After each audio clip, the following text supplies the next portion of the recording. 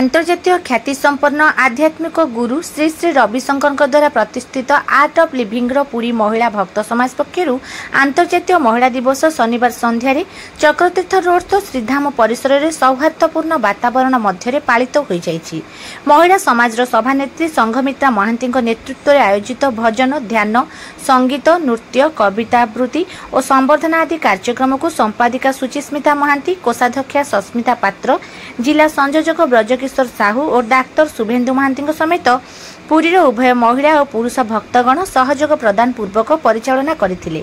शिक्षक प्रदीप कुमार साहू अशोक कुमार मिश्र और गीता जेमा निर्देशन में आयोजित सामूहिक ध्यान और शिक्षाप्रद गल्प चमत्कार थिला।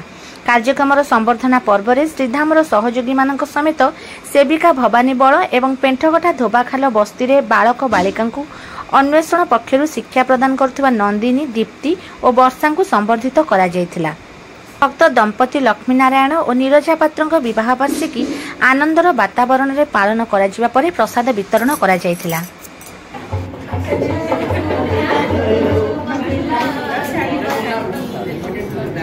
सर्वंसहा नारी समाज मानदंड कथारे अच्छी गोटे नारी जदि शिक्षित हुए ताहा दुई कूल को शिक्षित सामाजिक एवं राष्ट्र थर में आमर उन्नति और विकास संभव। केवल नारी शिक्षा स्वाधीनता और सब क्षेत्र में तार कार्यदक्षता पर ही निर्भर करें।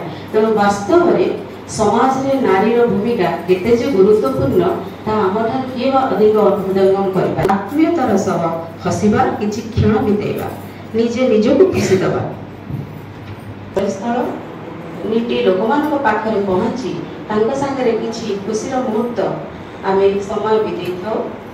सावित्री रे किन्नर सेवा दुर्गा पूजा रे कन्या पूजन इत्यादि सेवा करि थाउ। आपण मानकर सहयोग सदिच्छा जो संभवपर होई पारे कारण समस्तकर चिंताधारा चेतना आम समस्त ध्यान अंतर्गत आमे school government girls school central school women's college केमती आम जीवन सरल और सुंदर स्वास्थ्य दृष्टिकोण मेडिटेशन डे बा इंटरनेशनल मेडिटेशन डे वर्षा पाग सत्वे भी आम वोमेन्स टीम जाई किछि नहीं जीवा ना कारण आम आसला बेले जेमती खाली कपड़ा रे पड़ी आसी था गला बेले भी सेमती जेते धन जन आम अर्जन कले भी आम पाखे किछि भी न थाए गला बेले को आम से स्वर्ण मुक्त हस्ते ही आम जाई तेणु मानव सेवा ही माधव सेवा ये मनोभाव रखिक आम जब समाज सेवा करवा तेल भगवान पाखे आम चिर ऋणी रही समस्त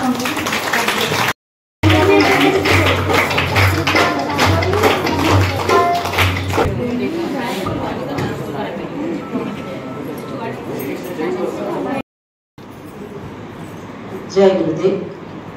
पुनश्च मु स्वागत जनाई आमर ये आर्ट ऑफ लिविंग विषय किसी कहवाक चाहूँगी। उपस्थित थिबा मोर समस्त गुरुजन वयोज्येष्ठ को मोर भूमिष्ठ प्रणाम सान मान को मोर स्नेह एवं सम्मान जनाऊँगी।